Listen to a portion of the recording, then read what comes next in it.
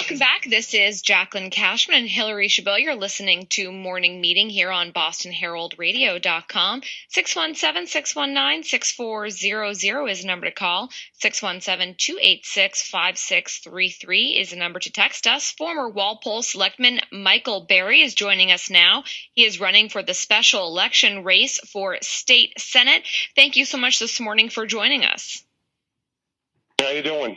We are doing great, thank you. So for those of us that are listening, that are listening right now, what is your message? And if they don't know much about you, what are sort of the key components to why you'd be a great lawmaker up at Beacon Hill? Sure. Well, again, thank you for having me. What I want people to know about me is that I'm a blue-collar Republican.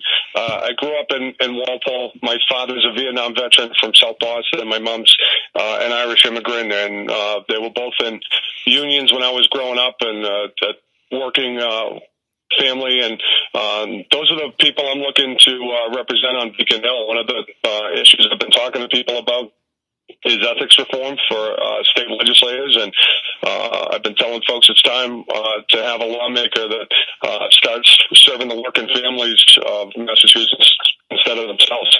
Nice. Mike Berry, in terms of, instituting reforms, what in particular would you go after? So I think the two examples, recent examples, are Brian Joyce and Garrett Bradley. Two fellas, frankly, that are the poster boys for why we need reform on Beacon Hill. I think in both instances they were using their influence as a legislator to advance their own private interests in their secondary jobs and their other employment. In Garrett Bradley's situation, he had lobbied Governor Patrick to advance legislation that had to do with county pension systems, and his law firm at the time was representing county pension systems, and his law firm, as the Boston Globe spotlighted, made millions off that legislation. You had Brian Joyce, who had appeared before numerous state agencies on behalf of private clients. And frankly, I think it's reprehensible to have sitting lawmakers that appear on behalf of private clients before any state agency. And frankly, I've told people on my first day in office I'm going to file serious ethics reform that prohibits any sitting legislator from appearing before any state, county, or municipal agency to lobby on behalf of a private client. Wow, interesting stuff, Mike. So talk to us about what else. You're certainly in a district that is, for the most part, Republican favorable. Yeah, no, it definitely is. Jim Timilty, who left to become Norfolk County Treasurer, was a conservative Democrat and certainly very unbeatable on Election Day. And prior to that, it was Joanne Sprague, who was a Republican that had served for 3 terms. So it is definitely fertile ground for a Republican and ripe for a pickup opportunity. And I feel like I'm the right Republican who can win the primary and then win the general election and become lucky number 7 in the state Senate. So I'm not looking to start too much trouble with you, but I mean, what do you think in when terms of... When she said that means she's trying to start trouble. I know. Just to warn you, prepare yourself. The Republican Party sort of, I don't know, there's different kinds of Republicans running, and I guess case in point would be Jeff Deal and Beth Lindstrom. And it seems as though there's, a little bit of a split there with people who consider themselves maybe Trump voters and conservatives and more moderates. What are your thoughts on that? I think I've always envisioned the Republican Party as a Big Ten party. I think there's room for libertarians. There's room for social conservatives, fiscal conservatives, social libertarians.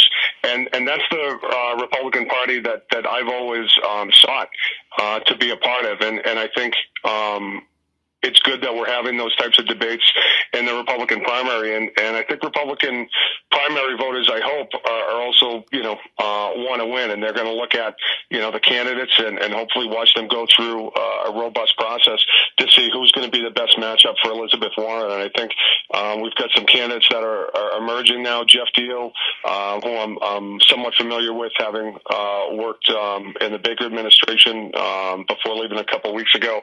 Beth Lindstrom, who I haven't met before. I know there's a guy, John Kingston, that I've met. So there's some good folks that are out there, and I think it's great that we have so many candidates to choose from, and I hope that as a party we'll coalesce around the nominee and then help them defeat Elizabeth Warren in November. You talk a little bit about being a former transportation guy. Is that something, if you are elected, that you want to continue to work on? I mean, it's interesting. I think a lot of people, especially day to day, when they go into work, people you're trying to represent, that's a big thing. I mean, becomes a huge part of your day, just trying to get into work, trying to deal with the traffic, trying to deal with all sorts of stuff. And in terms of tolling or in terms of taxes and stuff like that, that's something that folks really do care about. Would you want to be on the transportation committee, or would you want to continue to do work there if you are elected?